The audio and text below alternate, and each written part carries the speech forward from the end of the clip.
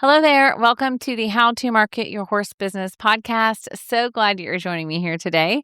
As you've likely guessed by now, my name is Denise Alvarez. I get the pleasure and honor of hosting you here each week. And before we dive in and introduce you to my new guest that I think you're going to love, I will very quickly introduce myself just in case we're new friends, and then we'll dive right in. As I said, my name is Denise, and through my business, Storm Lily Marketing, I get to provide equine business coaching to dream chasing entrepreneurs like yourself who are in the horse world and want to build and grow a sustainable business and do it without burning out. Your heart is to serve people, your heart is to provide excellence, and your heart is to do it for the long term. And my heart is to help you do more of that. So, regardless of the stage or season, if you're building, if you're growing, if you're doing that combination, I'm here to help you do that. And I'm here to help you do that on the podcast as well. So I'm so glad that you are here because today we're going to do that by way of getting to know a new friend. Her name is Aoife. You're going to love her, and you may have wondered once you saw the title how you pronounce her name. I asked her to pronounce it for me so I can make sure to get it right. But you're going to love getting to know Aoife. So let me give you a very quick introduction of why I invited her onto the podcast. And actually, and I think I mentioned this in an interview, she landed in my inbox and I was like, yes, please, I would love to have you. Because what we're talking about today is something that I know every equine entrepreneur deals with. When things are not going the way you want, whether your business isn't growing the way you want in a certain season, a launch didn't go the way that you expected, it can be easy to look outward, looking at the economy and say, well, people aren't just buying right now, or saying, oh, my marketing is off and my message or my method, I should have been on YouTube or I should have been on TikTok or Instagram, Facebook, whatever. Social media is not working like it used to. There's so many different reasons, right, that we can come up with why things didn't work out the way we wanted. And the reality is there's probably some truth to each of those. However, oftentimes the biggest obstacle is not something outside of your control, it's something inside. Sometimes you, as the business owner, your mindset is a bottleneck and it's impacting the way you show up in the business, the way you run the business, right? I'm not saying that you're doing a bad job. I'm saying you have the power, you have the control to make some changes, and it will greatly impact how you grow and build in your business. And so that's why I'm so pumped to have Aoife on the podcast today because she is a mindset and performance coach. That is her specialty. She works with writers and trainers and business owners, helping them to build confidence, to manage pressure, and to develop the resilience to navigate challenges, which of course you're going to have plenty of those as an entrepreneur.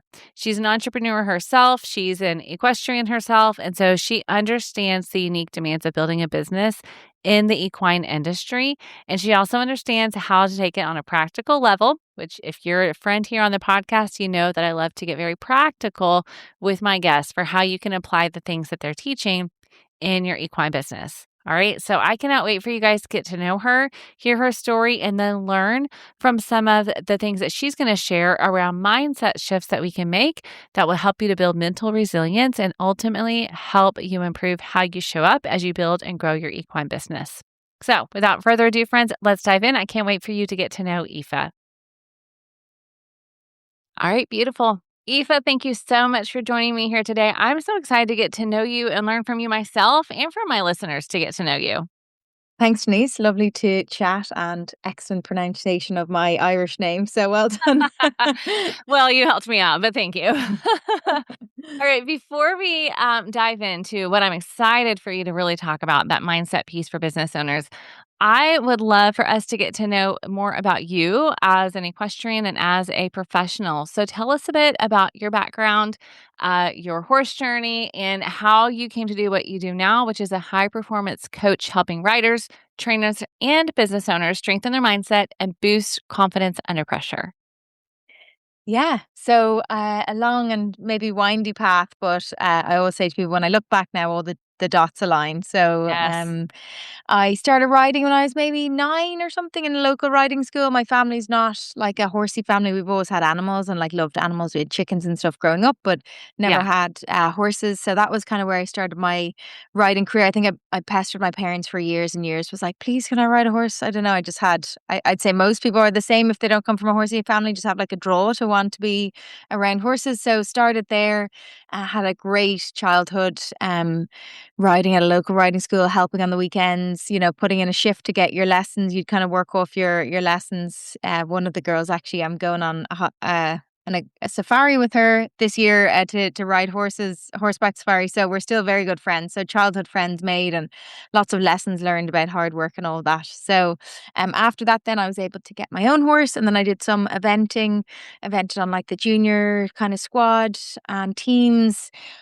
Always worked, kind of was lucky to meet some great people along the way who kind of either took me under their wing or had me working for them, where I learned loads about, looking after horses and the sport.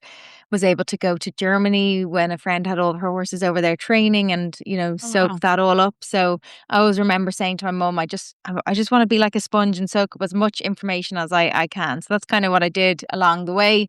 I was lucky enough to go out to America with some horses as well. We flew some out to sell over there, with Cooley Farm. I worked for a company called Cooley Farm that are quite well known for their horses in eventing and show jumping.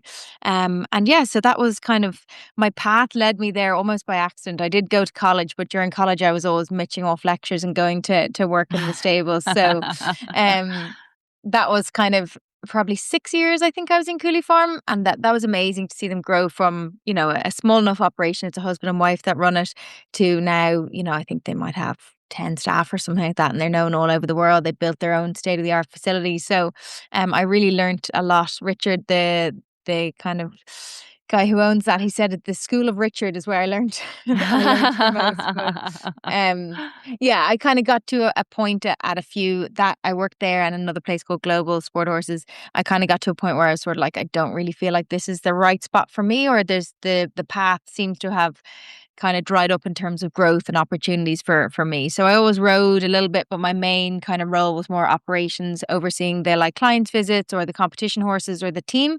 That was kind of where my strong point was. So after kind of, finding my way a little bit, I eventually went to a more corporate space where I worked as operations manager, in like a big hospitality company. They were planning for expansion. So I found that really interesting, because I was like, all these skills I have from the stables, but I don't Yeah. necessarily know how to put them onto a computer. And that really allowed me to learn, right, okay, there's a system, but how do I make it digital so it can work across multiple sites and things like that? Whenever we had new employees come on the yard, I always tried to have like a system for them. Okay, day one, I take them through all this. Day two, they get to do this. So it wasn't just like deer in the headlights, you're in the deep end, off you go. Yeah. Because for some people that works, but for some people it doesn't. So I always like had the philosophy that if you train somebody well from the start and you give them the best opportunity, then they're gonna flourish. And I did the same thing then with my more corporate job. We created like onboarding systems and all that. But I really missed kind of working closely with individuals and seeing them, go from point A to point B. And that's kind of what drew me back out and into the world of coaching. So I spent, a number of years retraining as a coach. I also trained as a breathwork teacher. So I'm now a master breathwork teacher. And that's a really kind of core part of my service, as well as giving people tools to manage their nervous system. I studied performance nutrition. I studied sport and performance psychology.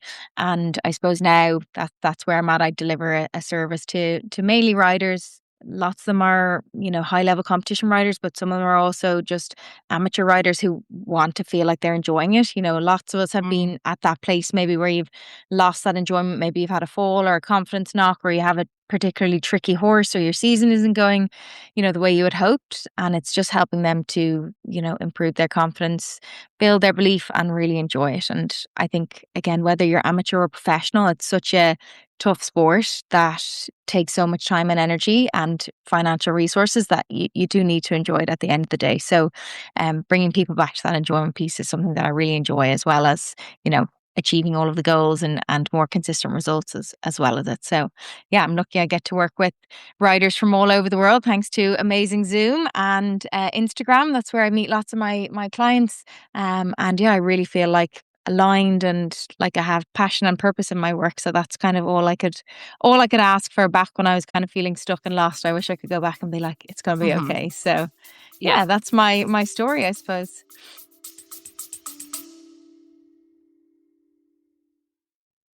Quick interruption, but we'll be back soon. You've heard me mention Take the Reins, my one-on-one coaching program for passion-driven equine entrepreneurs who want a clear marketing strategy that goes beyond chasing trends on social media. Well, I wanted you to hear what happened for one horse business owner after joining. Her name is Amy, and here's what she said. Because what I do in the equine industry is so unique, it was very hard for me to succinctly communicate that. That's why I decided to get the support and expertise I needed so I could communicate it better from a marketing perspective. Having that clarity of my mission and my vision about my business has completely changed the marketing that I do, how I show up for my customers and my clients, and it helps shape my day to day because it's keeping me on the correct path of truly what my why is for my business. The clarity I gained from Take the Reins has helped me go deeper and focus on what my mission and vision is to truly grow my business. Now, the focus of my time and my energy and even my finances is going to the correct things. How good is that? That's what happens when you get outside eyes on your business, strategy from someone who gets the unique nuance of marketing in the horse world, and a personalized process that's focused on your version of success. Amy was just like you, a podcast listener. Before we even connected in a coaching capacity, she listened to the podcast and she took action from what she heard and the resources she downloaded. So if you are ready to go beyond DIY like Amy and you feel like a clear marketing strategy is the missing piece that's keeping you stuck, visit stormlily.com/reins to apply for Take the Reins today. I'll be in touch personally after you apply. I love that so much. So, Aoife, when you left corporate and you set out to do the coaching, did you have in mind, like, I want to return to the equestrian world? Or were you just like, I enjoy coaching people and we're just kind of see where this leads? Yeah, no, I didn't really know. I actually worked with a coach myself. So a friend of mine, a really good friend of mine, Richard Sykes, he had worked with this lady called Ariana, and he was like, she was always really helpful for me when I was like looking out for the next step in my career. Maybe she might speak to you. And he's really proactive. We get along, so we're quite similar. And he looked her up on LinkedIn, and he was like, she's actually a coach. Would you talk to her? And I was like, I'd never really heard of coaching or like considered it, but I was like, do you know what? What do I have to lose? So I reached out and spoke to her, and that was kind of the first time, I suppose, that I'd really intentionally invested in myself and thought, okay, this seems like for Yeah. me maybe like a lot of money, but I was like, what do I have to lose here? I need to do something because I'm feeling a little bit lost. And that really changed everything for me. Her name is Ariana Dunn. We still actually do some work together now. I teach coaching on the course that she teaches now, so Oh it's my kind of goodness. full circle. Yeah, and we do some corporate workshops together, so that was kind of full circle moment. But she really helped me to kind of, I suppose, break out of that fear kind of space where I was just feeling stuck and like Hmm. I couldn't do that, or that's too much for me, or I don't really know how I'd get there, and just help me to like start with some ideas. And it was not a case of being like, what's the perfect thing for me to do? And do I have the whole like roadmap? It was like, what's one thing that you can do? And that's kind of where I started out. And it's funny, I had a client in the first year of coaching who was the same in similar space. And she was like, I just don't know what the perfect course is for me. And I was like, well, why don't we just find one that is sort of ticks some of the boxes, and then you can go from there. And that's kind of what I did, I suppose. I did one course, and then I was like, right, I feel like I need a little bit more education in this area, and then I'm really interested in that. So, Hmm. what can I do to deepen my knowledge there? And then I suppose in working with clients, I was like, right, what are the clients that really enjoy my services and are getting the results that they want, and that I really am like, "Oh, I can't wait to speak to them and see how they're getting on." And I suppose that's kind of how I branched out into my niche. And as we said kind of before the call, it's like people who work in the horse industry really want to speak to people who get it. And I'm like, I get it. I get the early mornings, the late nights. I get the roller coaster. I get feeling so tired that you're like, I don't really know where to turn to or what to do. And again, I think people in the equine industry put so much into the horses and looking after the animals that sometimes it's like you can take a step back and look after yourself too, like Yeah. so that was my kind of big breakthrough was working with a coach, and that kind of started me off on the path, and I continue to do that. I'm an advocate for what I give to other people as the services that they invest in. I do the same. I try and ensure that I'm still investing in my own professional but also personal development, so that I'm not just you know talking the talk, I'm walking the walk as well. So it's great though, when you love your job and you get to do continuous professional development on stuff that you're really interested in. I'm like, that's Yeah. such a gift. Yes, that's so true. I love that. I've not thought of it that way. If I love that. So when you talk about when you reached out and you talked about that you help people perform at a high level and manage stress, I know, of course, as we're talking, those listening are like, okay, but I'm a business owner. And she works with writers, but you're a business owner yourself. So you understand again that unique part of horse businesses and being a business owner and mindset. So you didn't say, as you were talking, you talked about breath work. And of course, mindset probably just, you don't say it because it naturally is a part of what you're doing, I would guess. Because I think in your request to come on the podcast, it was specifically like you understand the mindset shifts that are necessary and some of the strategies that they can use. So I thought it was a natural fit for you to come on and talk about those things because you see that connection in a unique way. Yeah. Yeah. Like I suppose I call myself a mindset and performance coach, and it's all Okay. like, and my business is called 360 coaching because everything kind of, as a business Yeah. owner sinks in together. So it's Right. like, how do I try and get myself to a place where my mind is good, but I'm also looking after myself and my business. And we all know that Yeah. it's very hard to get everything right 100% of the time, but really working on your mindset allows you to manage and navigate those challenges without allowing them to knock you for like, a week, a month, a year, and that's the same with the business owner, same with an athlete. It's like how is your resilience? How quickly can you bounce back? How can you come from a knock to say, right, what could I do so that that doesn't happen next time? And again, if you're a rider and you make an error, maybe cross country, you go away and you think, right, where do I need to school? What do I need to expose the horse to? Like, what did I do that I can maybe work on? If you're a business owner and you mess up because, you take on a client that isn't the right fit for you and they end up costing you time and money and stressing out maybe your other clients as well, it's like, how can you take that negative and turn it into a positive? How can you say, right, well, is there a process I can put into that? Could I maybe vet my clients a little heavier? Could I see if I could have, a meeting or a day where they come and hang out at the yard so that we know, right, this is the right fit. So it's all about seeing challenges as opportunities for growth. That growth mindset is kind of, the key there, which, sometimes it takes even me a day or two or a week to come around, but it's always that self-awareness being like, right, how can I shift to a more positive place? And again, that makes business feel more manageable and enjoyable. And same with riding, it makes it feel more manageable and enjoyable because with horses, we all know the ups and downs are inevitable.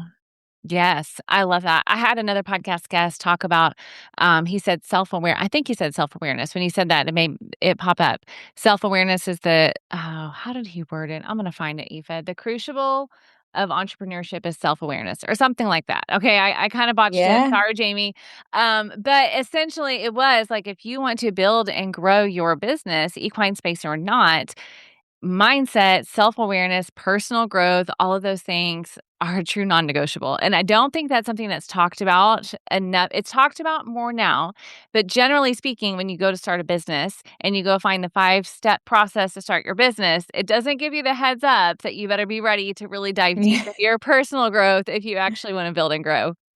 Yes, I know. It's the gift and the surprise that everyone has to realize. And I think, I've known lots of equine people over the year that are, tired and grumbly, and they're like, I don't know why I can't get any owners. And I'm like, well, if you really looked in the mirror, if you were standing on the other side and you're expecting to invoice people maybe late and maybe you're giving 3 months for one invoice and you never pick up the phone and they don't know what the horse is doing, it's like the the experience is not enjoyable for them. So no wonder they want to take their horses elsewhere or they don't want to buy another horse. So I think really being able to hold up that mirror and say, right, where are my strengths and where are some areas that I need to work on? And that is self-awareness. And I think most of the time as business owners, like we are the bottleneck, whether that's because we don't have a system in place or whether that's because we're too tired or overworked or because, the service that we're offering maybe isn't lining up to what people expect. So yeah, that Mhm. self-awareness piece and that ability to be really honest and truthful with ourselves without, often you get that, but it's really critical and it's not helpful. So it's like, how can I hold up a mirror and be Mhm. intentional about looking through my business and how I'm managing myself and those things without kind of ripping myself to Yeah. shreds and do it in like a helpful way. I always talk about like, instead of being that inner critic, turn it into an inner coach and use that to help you Mhm. improve and keep on um, you know, developing, I suppose, as a business owner and a person, as you said. Yes, 100%. I love that. And I love where you talked about you take a holistic approach to that too, because it Mhm. also is so connected. So I would love, Aoife, if you would share some of the practical ways, which I feel like you've already done that, but if you would share some practical ways that our listeners who are business owners and struggling with some of these things, or maybe they're at a point, some listeners may be here saying, look, I'm not struggling, but I know how important mindset work is. So I want to stay ahead of it and be proactive. What are some of the practical tips and strategies that you would share with them? Yes. So I think the word you said there is really key, proactive. And I think lots of equine business owners get to the point where they're really at the end of their tether and they're exhausted and then they like snap or then they're like, I actually cannot function anymore or they start to drop the ball. So trying to catch yourself before you get to that point, I think is a really helpful place to be. Like, don't let it get to a place where you have nothing left in the tank. And I like to say to people, like, think about the way you manage your horses. You do not work them 24 hours a day, give them no time in the field, feed them terrible feed and hay, and expect them to come out looking well, behaving well, and performing at their best. You have a balanced approach. Yes, they work hard, but there's specific windows where they work hard. And the rest of the time, they might be stretching on the walker or they might be out in the field enjoying some downtime, allowing their head to like unwind. You give them the best feed that you can afford. You book them in with the physio. So, as much as possible, taking that time, I think, is the first step. Like taking time and saying, right, that's why working with the coach, I suppose, is helpful because you have it booked in your diary, whether you're busy or whether you are not. You're like, okay, Monday at 2 p.m., I'm speaking to Denise. And that hour is for you to do like an audit of your life. Where are things going well? Where could I work on things?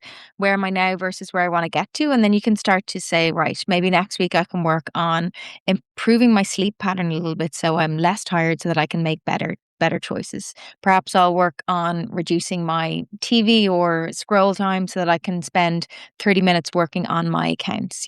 So having that intentional pause and saying, right, instead of just being on the hamster wheel, what's one thing that I can implement this week? And I think in terms of creating longevity in that like improvement in terms of performance, it's like bit by bit, inch by inch. You don't say to a client, right, this week let's just completely upend your life and change everything because it's going to be exhausting for somebody who's already tired. So it's like, right, what can we build in and create a long lasting habit and then building on that week after week. But I think the first step is really being able just to be like, okay, let me just pause and make sure I'm one on the right track because sometimes you meet people and they're like, oh well, my mom did this or my parents thought I should do this or my friend was doing this or I just don't know how I ended up here. So are you on the right track for you? Is this the life that you want to live?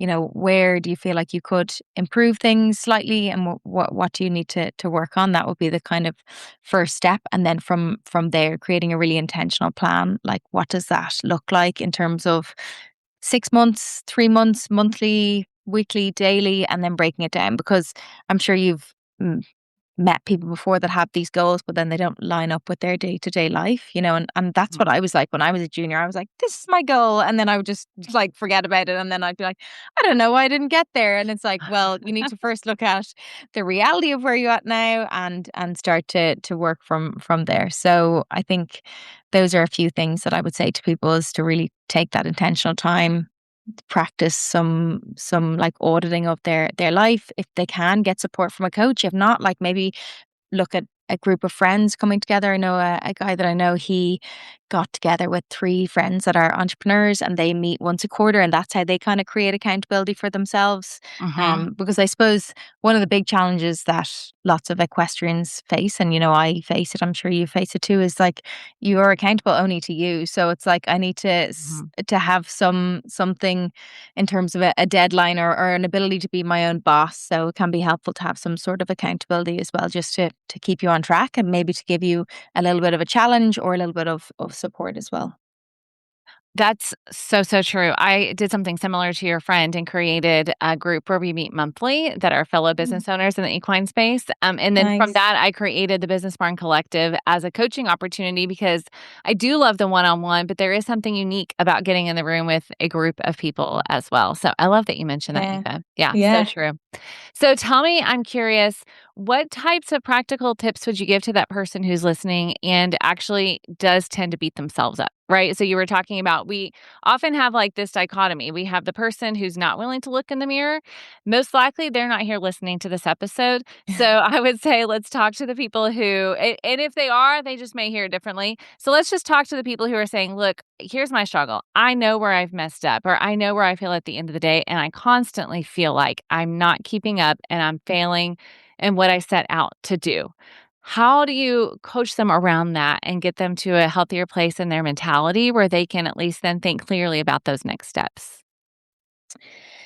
Yeah, like a handy one that I often ask clients is like, if you were talking to your best friend and they were in this situation, what would you advise them to do? And sometimes just taking themselves almost out of the scenario and like, because it's often very emotionally driven, or you feel like you're just, Mhm. going through the same scenario. So taking yourself out and imagining your best friend or your partner or your spouse or somebody in that scenario and being like, well, I would tell them to, you know, ditch this or work on that, and that sometimes helps them to get like a first step, and just getting the ball rolling can be a helpful one there.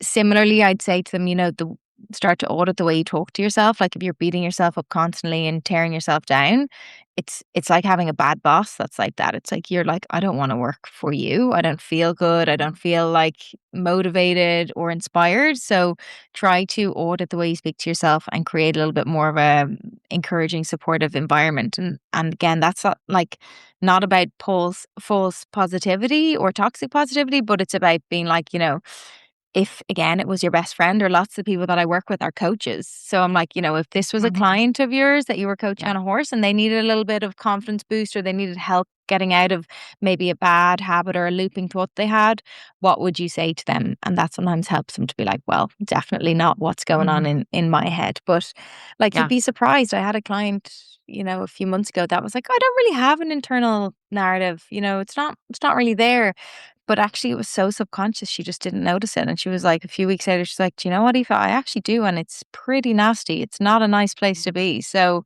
Wow. we've been working on kind of, uh, trying to reframe that. But that, like, you'll know yourself, lots of times that's from limiting beliefs and patterns that come from childhood and scenarios that Yes. you've been in. So it takes a little bit of unraveling. But when you do, it can be really like life altering. You can be like, oh, wow, Mhm. I've broken free from this chain of like heaviness that I've had following me around for forever. It now feels like, maybe I am capable of achieving that, or perhaps I can shift this pattern. So yeah, that would be my advice. Ask yourself, if this was my best friend in this scenario, what would I advise them to do? And that can sometimes just open the door a little bit for them to see the light. That's great. That's a brilliant question. I love that. I'm pretty sure my counselor has asked me that at one point in Yeah. time as well. So there's probably a good reason for that. It is great Yeah. reflection. So tell me this as I think about that too, and I'm just thinking about some of the conversations that I have had with clients over time and some of those common sticking points when it comes to that mindset. And I would say fear is often, right, one of the sticking points that holds people back. But sometimes, interestingly, it's not so much fear that they can't do it, but it's almost like fear of, can I handle it if it does go well, right? Like the fear of when things do turn and when things do shift, am I really that capable, or am I really, like, so almost that belief in self, truly, I guess that's kind of shaped in fear. Is that something you've seen or experienced, or how do you talk people through those? Yeah, you know what I've noticed a little bit with people is that they almost don't give themselves the full opportunity to go all in because they're scared that if they do and it doesn't come off, then they have really failed. So they operate, with like one Yeah. foot in, one foot out, and then again, like that's fear running the show. So it's again creating some awareness, being like, look, where is the fear really coming from? And are you giving this your all? And why are you maybe holding yourself back, or why are you perhaps procrastinating on that job that you told me last week was the key to like getting things moving? So I think some exploration and like tools like journaling, can really help there. But again, as you'll know, having conversations allows for that kind of internal dialogue or ideas to come out of the mind and be unlocked. And like I remember when I had that like talk with Ariana about my career, like talking about maybe becoming a coach was something I had locked right at the back of my head because I'd said, oh, I could never do that. Oh, wow. It would be me having to put myself out there. People would wonder, like, who does she think she is? All that kind of stuff. So I had rammed it right at the back with all of these limiting beliefs in front of it. And to get it out, I had to just keep talking and talking and talking and feel like I could. And then when it came out, it was like, she was like, well, why couldn't you? And I was like, yeah, why couldn't I? So I think journaling, conversations, and really figuring out what is holding you back can allow you to say, right, if I am going to go forward with this, can I jump all in and give it my all?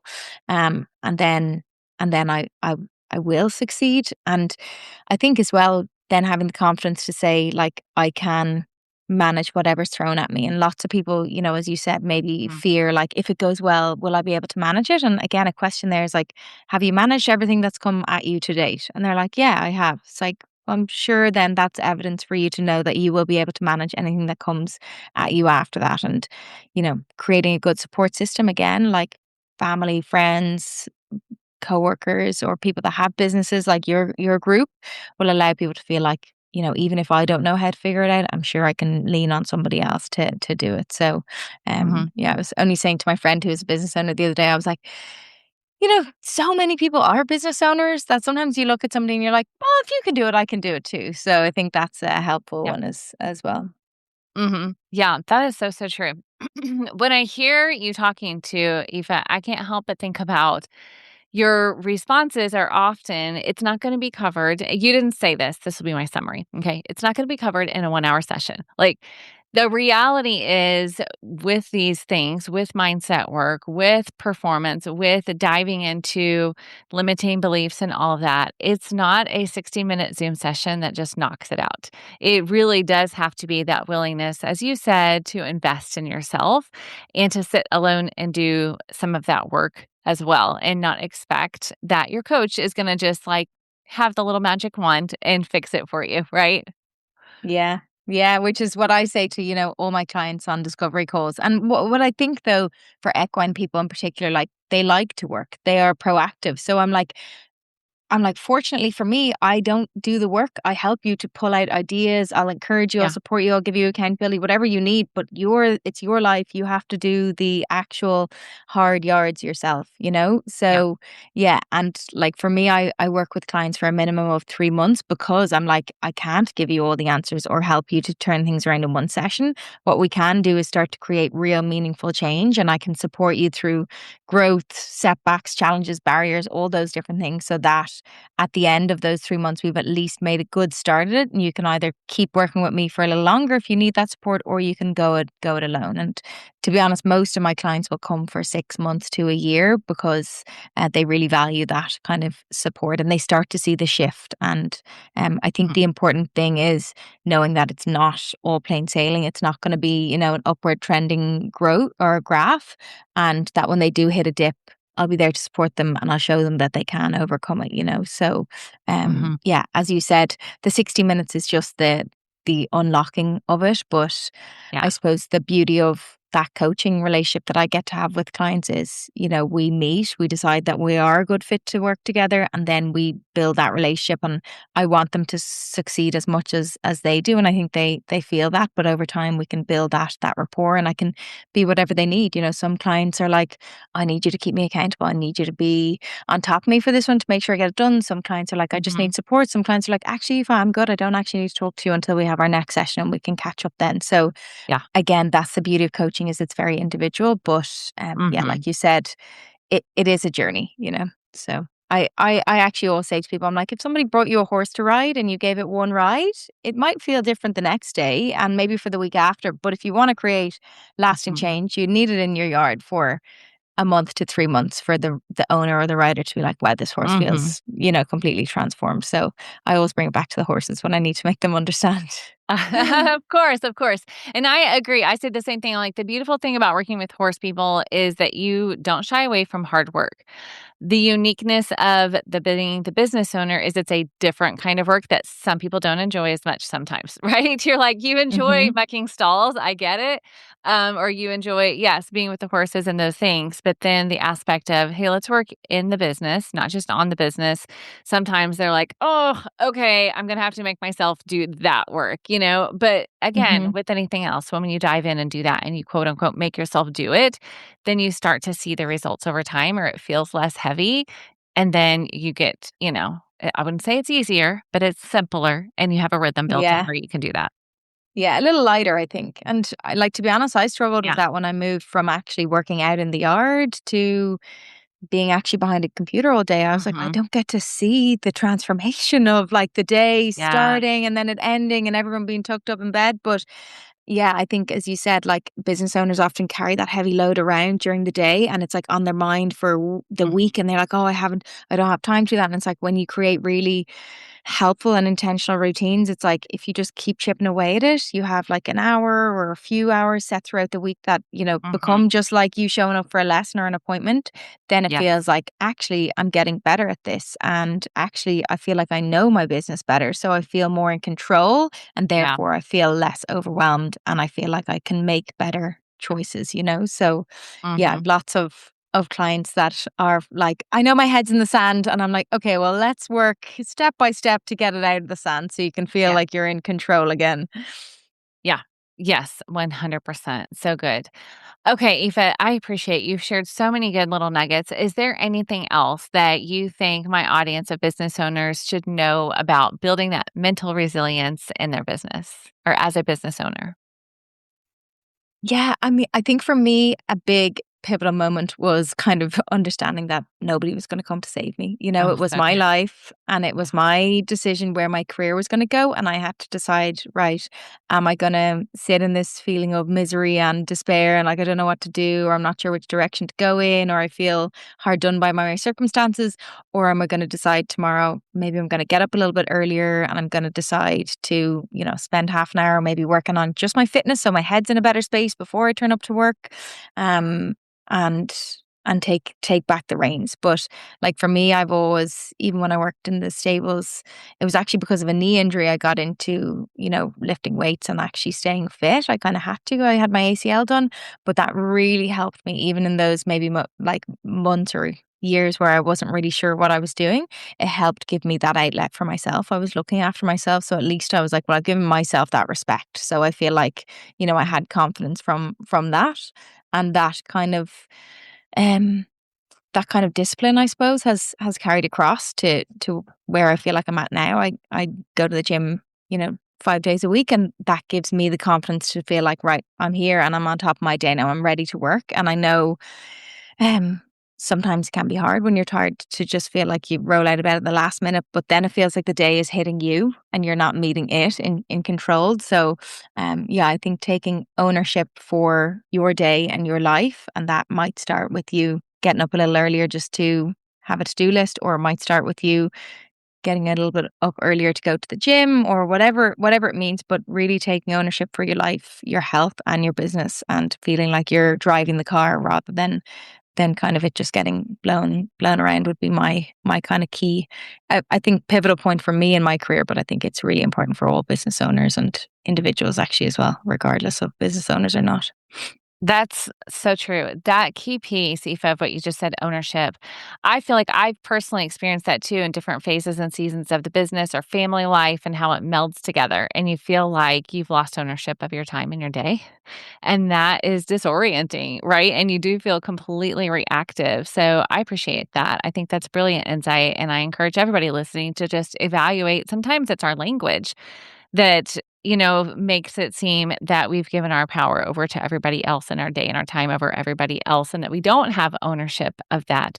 But the beauty that I always remind people of is you are the business owner. So you do get to make the decisions and set it up in a way that meets your version of success and that helps you to build it sustainably. So I love that. Yeah. Yeah. I think I used to ask myself, would I like to work with myself? And for a while there at the end, when I was feeling a little bit sour and stuck, I was like, actually, no is the answer. So I was like, right, I need to turn this around and be the person that I would love to see walking into the business Yeah. or the yard or to work with as a client or a business owner. So yeah, I'm glad it resonated with you as well. Awesome. Thank you so much. Okay, Aoife, tell everybody where they can find to connect with you online. Of course, I will have links in the show notes, but for those who just want to pull out their phones right now and find you, where do they go? Yeah, so I'm probably most active on Instagram, and that is at Aoife Leggett Coach. So they might need to look up the spelling for my Irish name. My website is 360coaching.ie, so that'll have my email and stuff on there. And on there as well, I also have a couple of free resources. I know you have some as well. So that's always a nice place for people to start to just explore, can they help themselves out a little bit, or do they enjoy what they see? So yeah, at Aoife Leggett Coach or 360coaching.ie. Okay, beautiful. I will link to those. Thank you so much. I so Denise, appreciate thanks you a being million. here. I cannot wait for everybody to learn from you and listen and then take and apply. Of course, that's the magic. I always remind them when you listen, find one thing that you can apply. So I know that when they do, they're going to see a difference. So thank you so much. Denise, thanks a million. All right, guys, I hope that you really enjoyed getting to know Aoife and learning from her. I know that I did. And honestly, I probably want to go back and listen to this interview again personally because I just really want to take note and apply some specific things she shared. So that's my question for you as well. You guys know I'm a fan of listening and learning and even more of taking action. So I'd love to hear from you. Find me on social media at Storm Lily Marketing. You can find me Facebook and Instagram, or you're welcome to shoot me an email, denise@stormlily.com. And I want to know, what was your one takeaway that Aoife shared with you today that you're going to start applying in your business? The change is going to start now. Tell me what that is. It may be the idea that self-awareness is a business skill and that was brilliant. Maybe it's just waking up to the fact and that you want to explore, are there areas that you are the bottleneck in the business? Or maybe you're going to start taking ownership of your business and your day in a different way because of what you heard here from Aoife. Whatever it is, I want to hear from you. Now, as a reminder, the highlights of this conversation are on the website. So if you go to my website, Storm Lily, so it's storm, LILY.com/226 for episode 226, you will find the show notes there, the highlights of the conversation, and of course, links to find Aoife online as well. All right, I have one more note for you before you go, because something else that Aoife mentioned was the importance of accountability. And of course, as a business coach, I cannot overlook that. So I just want to remind you, if you are listening and thinking, man, that's the piece that I need. That's the change I need. I need accountability. I need a coach in my corner who understands the horse world, understands the business world, and can help me really get strategic about it all. Then I would love to invite you to explore Take the Reins. It is my 6-month one-on-one coaching experience designed specifically for equine entrepreneurs who are ready to stop piecing together your marketing and actually build a business and build a system that attracts the right clients consistently.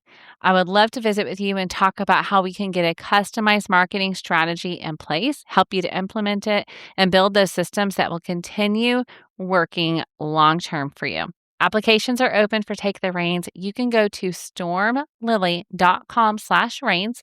And once you apply, you will personally hear from me and we will connect because I would love to hear more about your heart and your business and just help you decide if it's really the right next step for you. So go to stormlily.com/reins to get the information on Take the Reins, and go to stormlily.com/226 to get the highlights of the conversation, and find me on social media so I can hear what you learned in this episode. And of course, stay tuned. I've got more new episodes coming up every week for you guys, and I'm so glad you are here. So subscribe, share with a friend, and I'll see you next time.